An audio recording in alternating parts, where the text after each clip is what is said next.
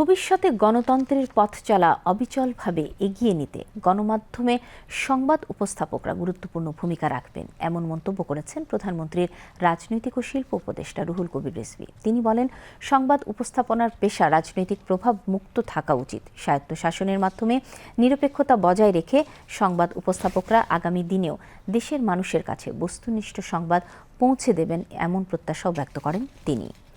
শুক্রবার রাজধানীর বনানী ক্লাবে বেসরকারি টেলিভিশন ও রেডিওর সংবাদ উপস্থাপকদের সংগঠন news broadcaster alliance society of Bangladesh NBA এর ইজিএম 2026 নতুন সদস্য বরণ ও প্রেজেন্টার্স নাইট অনুষ্ঠানে এসব কথা বলেন তিনি। অনুষ্ঠানে বিশেষ অতিথি হিসেবে উপস্থিত ছিলেন বিএনপির আন্তর্জাতিক বিষয়ক সম্পাদক ব্যারিস্টার নাসিরুদ্দিন আহমেদ অসীম, বিশ্ব কলাকেন্দ্র ও নিবেদিতা সঙ্গীত নিকেতনের প্রতিষ্ঠাতা সৈয়দ রেজাউর রহমান এবং বিশ্ব রঙের প্রতিষ্ঠাতা বিপ্লব সাহা।